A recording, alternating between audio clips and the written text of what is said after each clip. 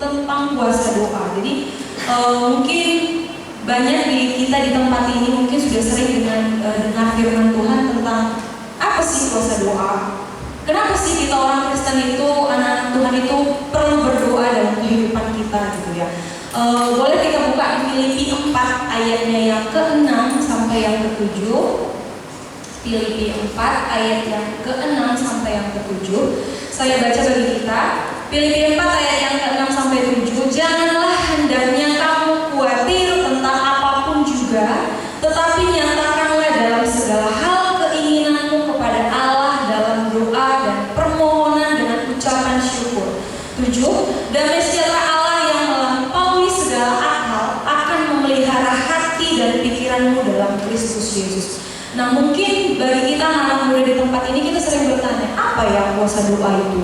Kenapa kita orang Kristen itu, anak-anak Tuhan itu harus berdoa sih dalam kehidupan kita? Kalau nggak berdoa, emangnya kenapa hidup ini? Bisa aja kan kita menjalani kehidupan dengan enggak berdoa sama sekali gitu ya. Boleh lanjut ke slide selanjutnya.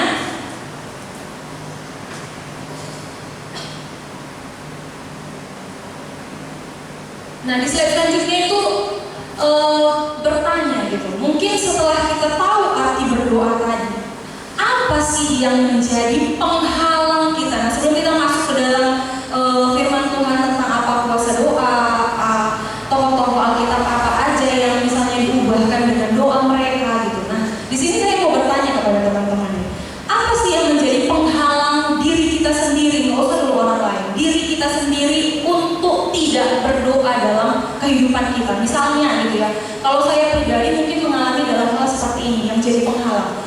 Mungkin ketika saya bangun pagi gitu, saat teduhnya mau kadang bolong-bolong gitu, padahal alarm sudah berbunyi untuk bilangkan itu saat teduh gitu. Ketika alarmnya bunyi, saya tekan matikan, tapi saya tidak berdoa, saya lanjut hidup saya gitu ya. Karena mungkin bagi pikiran saya, tunggulah 5 menit lagi aku akan terbangun untuk saat teduhku gitu. Tunggulah 10 menit lagi gitu ya. Satu hal mungkin yang menjadi penghalang menurut saya dalam kehidupan saya itu mungkin satu, kemalasan. Kedua itu mungkin nggak punya niat gitu ya. Kita nggak punya niat dan nggak menyempatkan waktu. Padahal kita satu hari itu punya 24 jam dalam kehidupan kita gitu ya.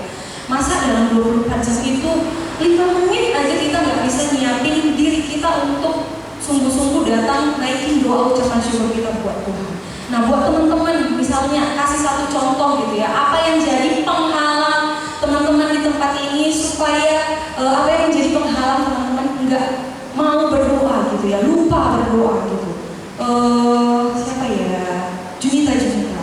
Kenapa misalnya kamu itu satu hari lah, saya nggak bilang kita semua di tempat ini malas berdoa, enggak ya. Mungkin ada satu hari kita, kayaknya aku nggak usah lah saat teduh hari ini, kayaknya aku nggak usah lah berdoa gitu, makan aja aku bilang nggak usah makan aja, aku mau berdoa gitu. Junita kasih satu alasan kenapa kamu malas berdoa, satu penghalang lah dalam dirimu itu, kenapa sih kamu nggak malas berdoa atau lupa berdoa gitu? Ya, juga karena malas. Malas, katanya dia malas, iya teman-teman ya. Kalau kalimat malas itu satu hal yang mungkin agak sulit kita rubah, tapi saya mau kita di tempat ini dan saya juga sama-sama belajar untuk melatih diri supaya kita tetap luangkan waktu kita untuk setia berdoa sama Tuhan. Kita lanjut ke slide selanjutnya. Nah, apa sih puasa doa itu? Puasa doa itu adalah kenyataan bahwa Tuhan mendengar setiap doa kita dan memiliki kuasa untuk menjawab dengan cara terbaik menurut kehendaknya Tuhan, bukan menurut kehendaknya kita. Nah, ketika kita berdoa, misalnya berdoanya, Tuhan, besok aku mau ada ujian biologi di sekolah Tuhan, aku mau nilaiku tidak remedial gitu ya. Nah, ketika kita berdoa, pasti kita berharap nanti kita ujiannya nggak remedial, ya kan? Nggak mungkin kita berharapnya kita ada berdoa supaya nggak remedial, tiba-tiba malah ujiannya kita berharapnya remedial, nggak mungkin. Pasti kita selalu berharap doa kita itu terjadi seperti kehendak dan seperti keinginan kita ketika kita berdoa gitu. Nah, malah di sini Tuhan bilang, nah, untuk menjawab dengan cara yang terbaik menurut kehendaknya Tuhan. Nah, sering kita anak-anak muda di tempat ini mungkin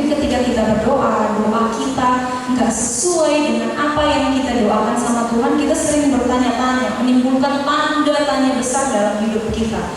Kenapa Tuhan? Aku mintanya doaku itu supaya aku gak remedial di ujian biologiku. Tapi kenapa aku remedial? Gimana sih ini Tuhan? Gitu ya. Nah, kenapa Tuhan buat itu hasilnya remedial? Nah, mungkin dibalik itu adik-adik tidak menyempatkan diri untuk belajar. Lebih asik dengan gadgetnya sendiri. Nge-scroll TikTok, awalnya itu kejadian sama saya pribadi gitu. Awalnya adalah 20 menit untuk mau mendekati jam makan siang gitu kan. 20 menit lagi aku makan, aku scroll TikTok. Rupanya keterusan sampai 2 jam saya nge-scroll TikTok, akhirnya apa? Terlambat makan siang. Itu terjadi sama diri saya gitu ya. Nah, kita buka di Yakobus 5 ayat 16b. Doa orang benar bila dengan yakin didoakan sangat besar kuasanya. Kita percaya anak-anak muda di tempat ini kita adalah orang benar, amin. Amin. Amin. Kita percaya kita adalah anak orang-orang yang benar. Nah, kata Yakobus di pasalnya yang kelima ayat 16b, doa orang benar bila dengan yakin didoakan sangat besar kuasanya. Makanya di tempat ini anak-anak muda percayalah, kita itu orang-orang pilihannya Tuhan. Kita sudah dipilih Tuhan, kita orang yang benar. Kalau kita doakan dengan yakin sangat besar kuasanya bagi diri kita, bagi orang lain, ketika mungkin kita mendoakan teman-teman kita mungkin yang sedang sakit, atau mungkin yang sedang dalam pergumulan berat, atau mungkin dia sedang mau mengikuti ujian, perlombaan, kompetisi dalam hidupnya gitu ya. Kita lanjut ke slide selanjutnya.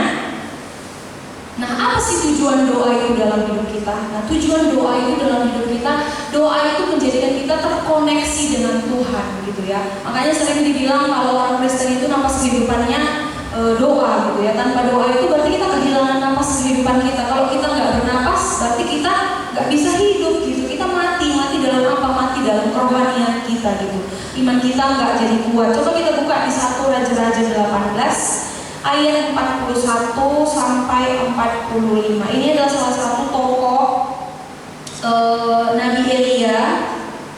1 Raja-Raja 18 ayatnya yang ke-41 sampai 45. Kemudian berkatalah Elia kepada Ahab, pergilah, makanlah dan minumlah sebab bunyi derau hujan sudah kedengaran. Lalu Ahab pergi untuk makan dan minum, tetapi Elia naik ke puncak gunung Karmel, lalu ia membungkuk ke tanah dengan mukanya di antara kedua lututnya. Setelah itu ia berkata kepada bujangnya, naiklah ke atas, lihatlah ke arah laut. Bujang itu naik ke atas, ia melihat dan berkata, tidak ada apa-apa. Kata Elia, pergilah sekali lagi, demikianlah sampai 7 kali. Pada ke-7 kalinya berkatalah bujang itu, wah, awan kecil sebesar telapak tangan timbul dari laut. Lalu kata Elia, pergilah katakan kepada Ahab, pasang keretamu dan turunlah, jangan sampai engkau terhalang oleh hujan. Maka dalam sekejap mata langit menjadi kelam oleh awan badai, lalu turunlah hujan yang lebat. Ahab naik ke kereta lalu pergi ke Jezreel ya. Nah, jadi di dalam kisah ini Nabi Elia berdoa kepada Tuhan. Nah, percaya bahwa sampai 7 kali dia menyuruh bujangnya untuk melihat awan apakah sudah turun hujan. Yang pertama bujangnya bilang belum turun, yang kedua belum, sampai yang ke-6 belum, dan akhirnya yang ke-7 bujangnya bilang apa? Wah, ada awan kecil di langit dan sebentar lagi mungkin hujan akan turun gitu ya. Ini kisah tentang terjadinya kekeringan gitu ya. Jadi Elia berdoa akibat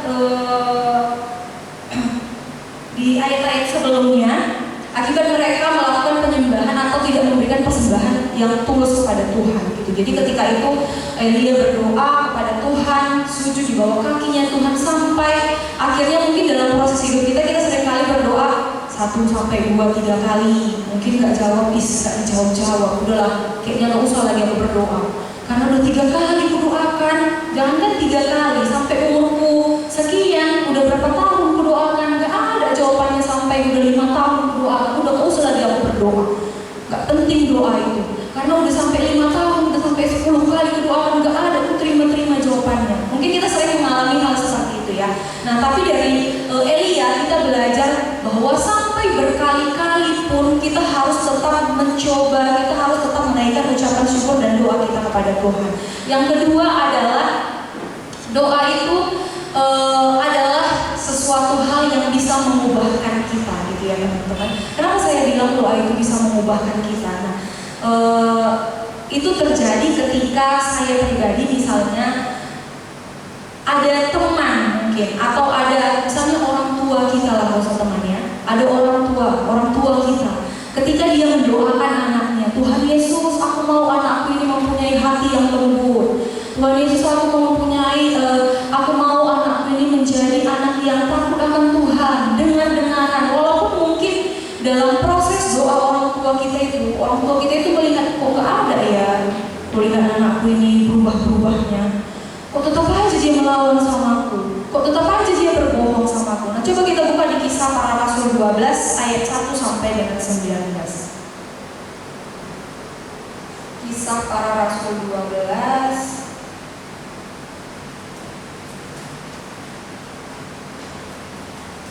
ayat 1 sampai 19. Nah, di ayat 4-nya, setelah Petrus ditangkap, Herodes menyuruh memenjarakannya di bawah penjagaan 4 regu, masing-masing terdiri dari 4 prajurit. Jadi kalau 4 regu, satu regu itu terdiri dari 4 prajurit. Berarti 4 kali 4 berarti ada 16 prajurit yang saat itu menjaga dan menangkap Petrus. 5. Demikian Petrus ditahan dalam penjara, tetapi jemaat dengan tekun mendoakannya kepada Allah. Di ayat 7, tiba-tiba berdirilah seorang malaikat Tuhan dekat Petrus dan cahaya bersinar dalam ruangan itu.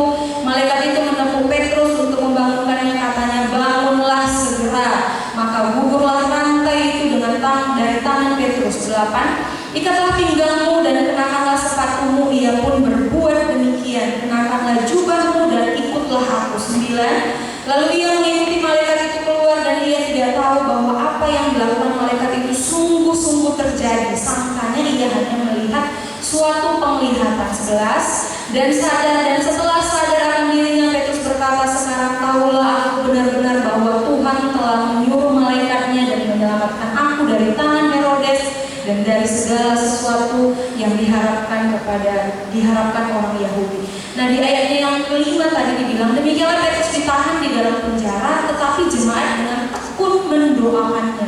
Nah, itu yang saya maksud, doa itu punya kekuatan, punya power atas hidup kita. Mungkin ketika gini ya, teman kita mengalami satu problema atau ada pergumulan, permasalahan, dia galau dalam hidupnya. Ketika dia cerita mungkin sama kita doain dia, mungkin dia dapat kekuatan saat itu, mungkin dia dapat penghiburan di saat itu. Walaupun mungkin kita nggak bisa kasih solusi apapun atas masalah yang dialami sama teman kita gitu ya. Mungkin ketika teman kita sakit gitu ya, yang sering kita alami mungkin saat-saat sakit itu kayaknya rasanya sedih kali ya kan, kayak merasa sendiri kali. Padahal adanya orang yang menemani kita di situ, tapi kayak kita merasa sedih sendiri gitu. Nah, ketika ada orang yang doain kita datang gitu, jemput kita, bawa buah, bawa bingkisan, terus selesai kunjungan mereka berdoa buat kita, pasti kita ngalamin satu kekuatan yang luar biasa. Nah, di sini Petrus karena doa tekun oleh jemaat yang dilakukannya, akhirnya apa? Dia bisa lolos, dia bisa keluar dari penjara yang sudah menahannya, yang dijaga ketat oleh 16 prajurit ya, sorry. Ada 16 prajurit yang mungkin saat itu teman-teman bisa tahu kalau prajurit zaman-zaman dulu itu tubuhnya pada kokoh, pada kuat, pada hebat gitu. Nah, kenapa bisa dengan mudahnya si Petrus ini keluar gitu ya? Dengan apa tadi? Dengan kuasanya doa para jemaat yang selalu tekun berdoa untuk kebebasannya Petrus. Nah, selanjutnya yang ketiga adalah doa mempunyai kekuatan. Kalau tadi yang dia doa untuk mengubahkan kita, nah ini dia doa mempunyai kekuatan gitu ya. Nah, kalau dari kisah Daniel, mungkin teman-teman di tempat ini udah pada sering tahu dan dengar sering ceritanya. Ada di Daniel 6 ayat yang ke-1 sampai 29. Coba kita buka teman-teman. Daniel 6.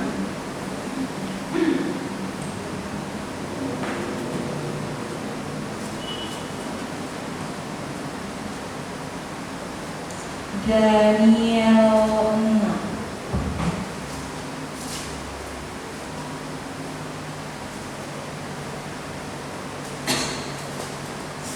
ayat ayatnya yang 1 sampai 29. Di ayat yang 4, maka Daniel itu melebihi para pejabat tinggi dan para wakil raja itu karena ia mempunyai roh yang luar biasa, dan raja bermaksud untuk menempatkannya atas seluruh kerajaan. Kisah Daniel ini adalah para pejabat-pejabat yang lain merasa iri dengan Daniel. Kenapa iri? Karena di ayat 4 tadi Daniel katanya melebihi dari pejabat-pejabat tinggi dan para wakil raja itu. Dia mempunyai roh yang luar biasa, jadi sehingga raja bermaksud untuk menjadikan Daniel itu dan menempatkannya atas seluruh kerajaan, bukan hanya menjadikan Daniel itu menjadi pejabat yang tinggi.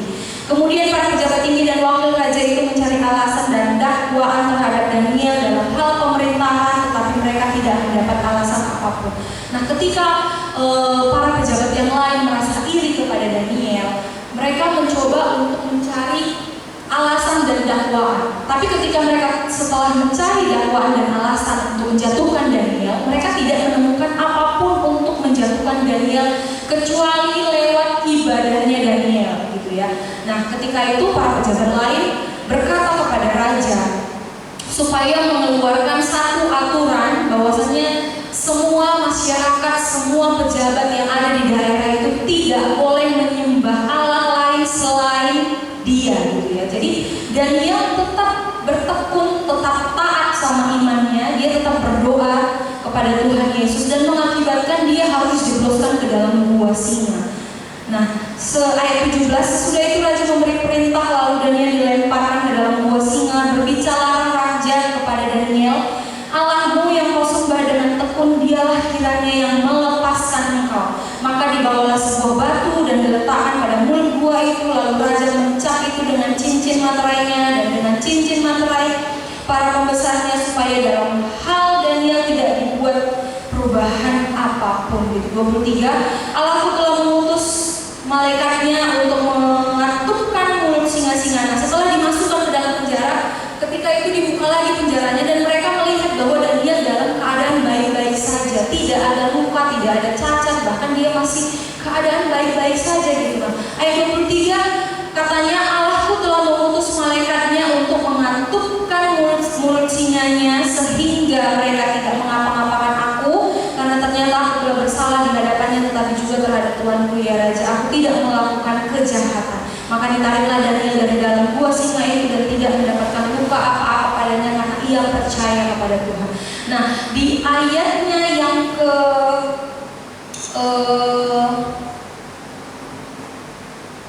di ayatnya yang berapa itu ya, Daniel ada menyebutkan bahwa dia melakukan berdoa 3 kali berturut-turut, gitu. 3 kali dalam satu hari dia melakukan doanya, dia naik ke atas loteng, dia berdoa kepada Tuhan.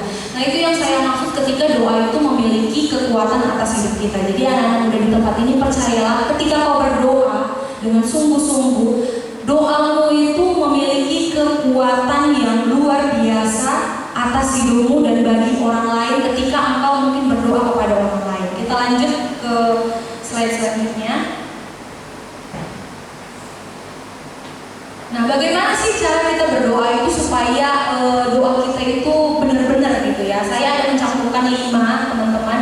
Ini menurut saya, kalau teman-teman punya poin yang lain boleh ditambahkan nanti ya. Yang pertama itu, cobalah untuk berdoa dalam keadaan kita jujur, gitu. Jujur. Yang kedua itu spesifik. Yang ketiga itu kita mencoba tetap berdoa itu dalam konteks firman-Nya Tuhan. Terus kita mendengar dan ambil waktu yang tepat untuk kita berdoa, gitu ya. Kenapa sih dalam doa itu kita harus jujur? Jujur dalam hal apa? Jujur ketika kita berdoa mungkin dalam pergumulan kita. Kenapa ya Tuhan, aku mengalami hal seperti ini? Mungkin di balik itu kita melakukan ada hal yang mungkin membuat hati Tuhan tidak senang, gitu ya. Saya sering mengalami itu, gitu. Nah, sedikit cerita mungkin teman-teman, kesaksian. Mungkin teman-teman di tempat ini tahu beberapa bulan ini saya sudah ada di Medan, tidak pergi lagi, gitu ya, karena sudah selesai dan habis kontrak, gitu. Nah, ketika saya selesai bekerja, saya mencoba untuk jualan secara online shop, gitu. Mungkin teman-teman juga udah tahu. Nah, belakangan ini saya tidak melanjutkan jualan saya itu. Kenapa? Gitu ya. Hal yang pertama yang saya alami, saya merasakan adanya kenapa ya kok kayak gini, gitu. Karena ketika saya jualan itu saya hampir mengalami yang terjadinya penipuan. Nah, ya. Jadi ketika saya live ada yang masuk masuk, dia keep jualan saya gitu. Yang namanya menjual barangnya di keep pasti happy. Oh ini uang masuk nih gitu ya kan. Saya happy gitu karena di awal-awal saya membuka jualan ini penontonnya masih belum banyak, yang beli juga belum banyak. Jadi ketika ada yang beli saya happy, saya senang gitu. Ternyata ada yang beli gitu ya. Awalnya saya udah menanamkan curiga. Kenapa ya si yang beli ini kok nggak ada komplain-komplain sama harga gitu? Karena saya naikkan, dia ada beli satu jaket bomber saya yang branded ada, jadi harganya agak saya naikkan gitu. Dan dia langsung keep. Puji Tuhan saya pikir kayak gitu ya kan. Kok nggak komen-komen, bilang mahal atau apa segala macam. Dia langsung bilang oke kak, nanti kita jumpa di WA ya. Nanti saya langsung transfer uangnya kata kayak gitu kan. Oh iya nanti setelah live ini saya akan ini ya, karena handphonenya dipakai untuk live. Nah, ketika saya berjumpa dengan dia di WA gitu, saya rekap barangnya. Terus dia bilang gini, kak saya udah bilang ya tadi di live saya bayarnya via kiris kata dia gitu kan. Nah saya di situ belum ngerti, dalam pikiran saya kasih kiris ya dia yang nge-scankan kiris saya gitu untuk ngasih pembayaran jualannya gitu ya. Nah tapi dia bilang kayak gini, dia kayak mengatakan opini saya supaya apa yang dia mau itu terjadi. Dia bilang kak bukan kiris yang itu, kiris yang ini katanya. Kakak klik bayar, terus nanti kirisnya muncul, itu nanti kirisnya punya masa kadaluarsa cuma berlaku 1 menit. Jadi kakak langsung kirim ke saya kata gitu kan. Tapi kalau kakak screenshot dari handphonenya kakak itu kirisnya gak bakal nampak kata gitu. Jadi kakak foto ulang, terus kakak kirim ke WA kakak, terus kakak kirim ke saya. Dia ngajarin saya gitu, dan saya ikutin gitu kan. Tapi sambil dia mengajari saya gitu, saya terbersit di dalam pikiran saya, kok kirisku ya, aku kasih gitu kan. Tapi dalam pikiran udahlah kayaknya dia nggak punya niat untuk kayak gitu-gitu, dan saya nggak punya pikiran dia bakal menipu melalui kiris gitu ya. Tapi setelah saya kirim kiris saya, sebelum saya kirim kiris saya, terbesit dalam pikiran saya, pindahkan dulu saldomu ke ATM yang lain. Memang saldonya nggak banyak teman-teman, tapi untuk orang yang pengangguran itu sangat berharga bagi saya gitu ya. Jadi terbesit dalam pikiran saya, pindahkan saldonya. Jadi ketika saya belum kirim kiris itu, saya pindahkanlah dulu saldo saya sampai 0 di dalam ATM itu ke ATM selanjutnya gitu ya. Nah saya kirimlah kiris itu, terus dia bilang kayak gini, kak udah kadaluarsa, kirim ulang ya. Dan dengan bodohnya saya kirim lagi kiris itu, memang saldonya udah nggak ada apa-apa. Nah ketika saya kirim kiris yang kedua teman-teman, masuk pemberitahuan m-banking di dalam BCA saya. Kalau kita kan ada pemberitahuan m-banking, nggak mungkin pemberitahuan yang asal-asalan gitu ya. Pasti itu pemberitahuan yang real, kecuali tadi pemberitahuannya misalnya dari Lazada atau e-commerce yang lain gitu ya. Saya buka, kok ada pembayaran gagal 1 juta ke toko yang ini gitu kan. Terus masuk lagi, ada pembayaran gagal 50.000. Oh ternyata dia niatnya mau nipu gitu ya. Saya hubungi dia, saya bilang kayak gini, saya mau via telepon, saya mau telepon, coba angkat teleponnya. Dia nggak mau angkat. Pertama dia bilang, iya saya lagi di kamar mandi, saya nggak bisa angkat teleponnya gitu katanya kan. Akhirnya saya bilang, kak ini kan cuma via suara, gitu. Saya perlu ngomong dari suara aja. Iya nanti adik saya yang saya suruh ngomong gitu. Nah setelah di telepon yang angkat laki-laki, kayaknya dia masih muda. Iya itu kakak saya, dia mau transfer sekarang. Jadi saya masih dengan baik aja, belum terpancing emosi saya masih dengan baik. Kalau niatnya mau nipu jangan kayak gini caranya. Kau kenapa bilang nipu? Kata gitu kan. Saya nggak bodoh ya, saya bilang kayak gitu kan. Kau memperkatakan dirimu bodoh sendiri, kata gitu kan. Memang bodoh kok. Dia balik maki-maki saya bingung gini. Di mana-mana kalau biasanya orang nipu, dia udah ketahuan nipu, dia kayaknya langsung matiin telepon. Aku nggak bisa lagi dihubungi. Ini enggak teman-teman. Dia terus maki-maki saya, dia terus mencerca saya. Saya bilang sama dia, aku bersyukur ya ketemu dengan manusia seperti kau. Saya bilang kayak gitu kan. Kau menipu saya, akhirnya saya memiliki lebih hati-hati gitu, orang yang lebih hati-hati, punya hikmat. Saya bilang kayak gitu kan. Dia makin panas, dia terus maki-maki saya, entah bahasa apa aja dia keluarin sama saya.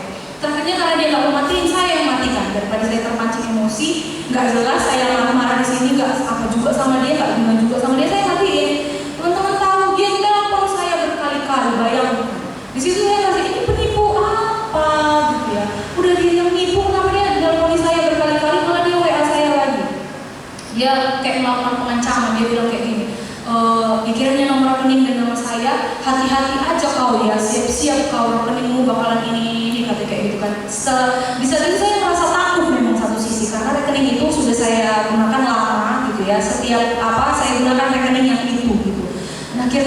setelah kejadian itu saya jadi ngurus ke bank lagi, ini aman nggak ini segala macam, kata pihak bank aman, kata kayak gitu. Nah setelah kejadian itu teman-teman, itulah hal yang membuat saya kayak ngerasa down gitu, kayak ngerasa kok kayak gini kali hidupku ya, udah gak punya kerjaan, dengan umur yang segini mungkin agak sedikit sulit untuk mendapatkan pekerjaan lagi dengan umur saya yang sekarang ini, walaupun saya memiliki gelar sarjana gitu ya, agak sedikit sulit dengan umur saya yang sekarang ini.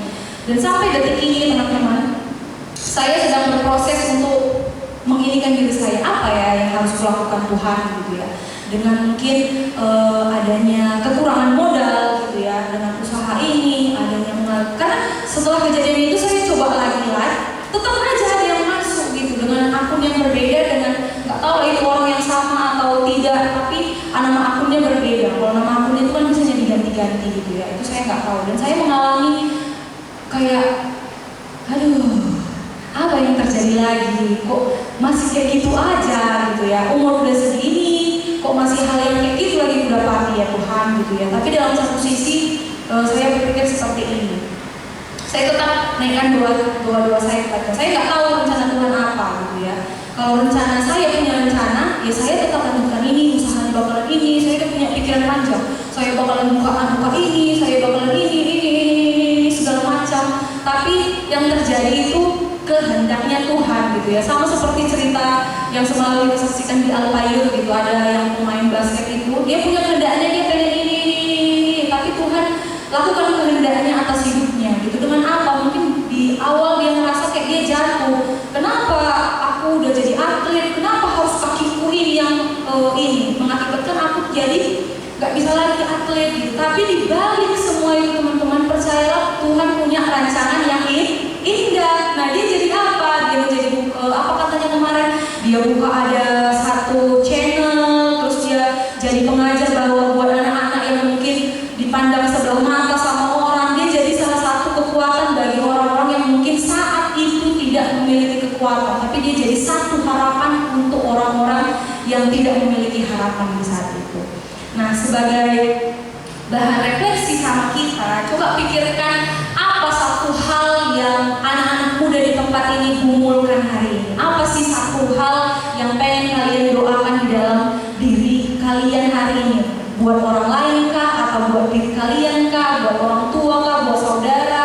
Buat apapun, coba hari ini kita naikkan doa kita itu dengan sungguh-sungguh. Walaupun mungkin saya percaya nggak satu hal aja yang pengen kita doakan, mungkin banyak sekali hal yang mau kita doakan dalam diri kita buat orang lain gitu ya. Tapi saya mau satu hal yang menurut kalian kayaknya satu hal ini penting sekali kudoakan dengan serius dan sungguh-sungguh. Coba kita naikkan doa kita itu. Saya udah minta untuk bangkit dari diri sahabat yang dikasih Tuhan. Kita angkat pujian kita satu, doa mengubah segalanya. Kita percaya bahwa ketika kita berdoa, doa kita itu punya kekuatan untuk mengubahkan kita. Doa kita itu punya kuasa untuk menjadi saluran berkat yang luar biasa bagi banyak orang. Mari kita siapkan hati kita mau naikkan satu topik doa kita teman-teman. Teman-teman boleh doa dalam hati, boleh serukan, terserah bebas teman-teman, boleh mengekspresikan doa teman-teman dengan pujian, ucapan syukur teman-teman saat ini. Kita akan pujian ini bersama-sama. Saat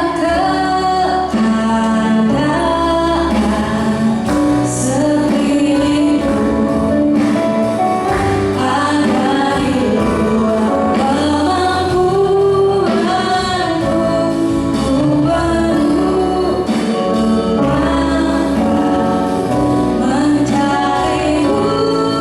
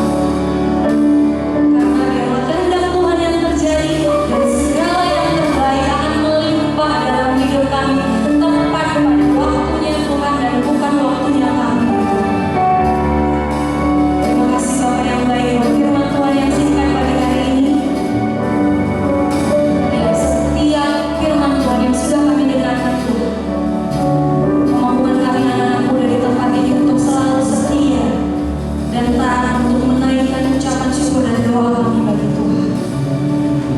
Tuhan yang memberkati setiap anak-anak muda yang ada di tempat ini Tuhan. Apapun itu menjadi pergumulan hidup mereka saat ini Tuhan. Biar senantiasa kami anak-anak muda di tempat ini menjadikan Tuhan salah satu-satunya menjadi sumber harapan yang luar biasa bagi kami. Di dalam nama